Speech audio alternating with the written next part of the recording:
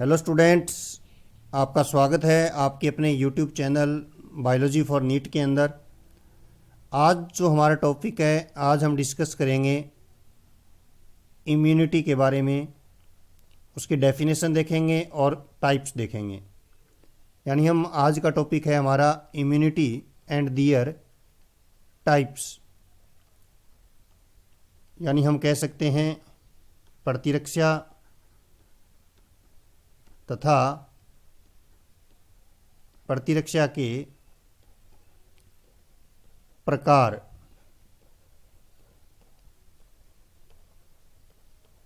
तो देखिए, सबसे पहले अगर हम बात करें इम्यूनिटी क्या होती है, तो इम्यूनिटी हम कहते हैं कि डिफेंस मैकेनिज्म अगेंस्ट पैथोजन। यानी आप कह सकते हो कि रोगाणुओं के प्रति जो लड़ने की क्षमता होती है उसे हम क्या कहते हैं, इम्यूनिटी कहते हैं। और इम्यूनिटी और इस डिफेंस मैकेनिज्म की जो स्टडी होती है, जिस बायोलॉजी की ब्रांच में हम जिसे करते हैं उसे बोलते हैं इम्यूनोलॉजी। और देखिए, इम्यूनोलॉजी की अगर हम बात करें तो एक साइंटिस्ट हैं जिसे हम कहते हैं एमिल वॉन बेहरिंग। तो एमिल वॉन बेहरिंग जो है, ये क्या है, इसको हम बोलते हैं फादर ऑफ इम्यूनोलॉजी।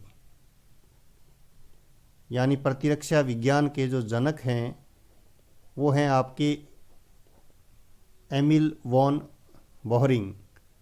अब देखिए, अगर हम बात करें प्रतिरक्षा की, तो प्रतिरक्षा जो है वो बेसिकली दो प्रकार की होती है।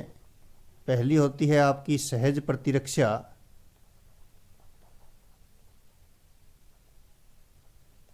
सहज प्रतिरक्षा को आप कहते हो इनेट इम्यूनिटी।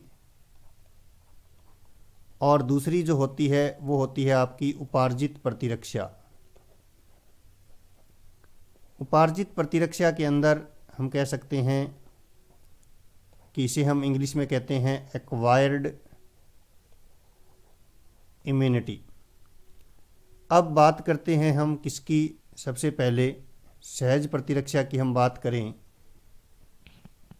तो इनेट इम्यूनिटी जो होती है ये at the time of birth, यानी हम कह सकते हैं कि जन्म के समय ये उपस्थित होती है। यानी हम कह सकते हैं जब पैदा होता है कोई भी व्यक्ति, तो उसके अंदर हम कह सकते हैं कि इनेट इम्यूनिटी जो है वो होती है। अब देखिए, इसके बाद हम कह सकते हैं कि ये जो होती है वो होती है नॉन स्पेसिफिक। नॉन स्पेसिफिक यानी हम कह सकते हैं ये होती है अविशिष्ट। यानी इसका सभी के साथ, सभी रोगाणुओं के प्रति एक जैसा व्यवहार होता है। तो ये क्या होती है, नॉन स्पेसिफिक होती है। अब आप सोचेंगे कि सर इसके कुछ उदाहरण लीजिए। तो इनेट इम्यूनिटी के अंदर हम कह सकते हैं कि आपकी बॉडी के अंदर जितने भी एनाटॉमिकल बैरियर हैं, एनाटॉमिकल जो बैरियर्स होते हैं वो सभी किस में आते हैं, इनेट इम्यूनिटी में आते हैं। एनाटॉमिकल बैरियर को हम कहते हैं शारीरिक अवरोध। तो देखिए, जैसे मान लीजिए आपकी त्वचा है, तो त्वचा एक बैरियर है, एक अवरोध है जो कि जन्म के समय से ही है।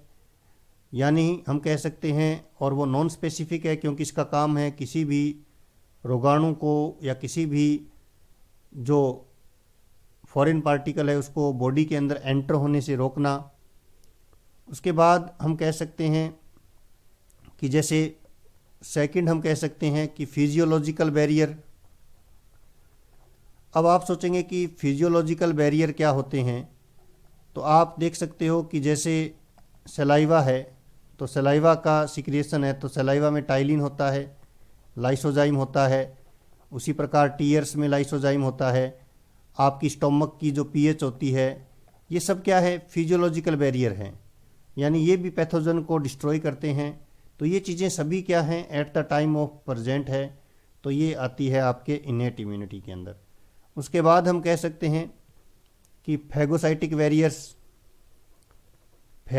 बैरियर्स का मतलब है कि जितने भी बॉडी के अंदर फैगोसाइटिक सेल्स होती हैं वो सभी किसमें आती हैं, इनेट इम्यूनिटी में। फैगोसाइटोसिस का मीन होता है कोई भी सेल अगर किसी पैथोजन को एनगल्फ करती है तो हम उसे क्या कहते हैं, फैगोसाइटोसिस।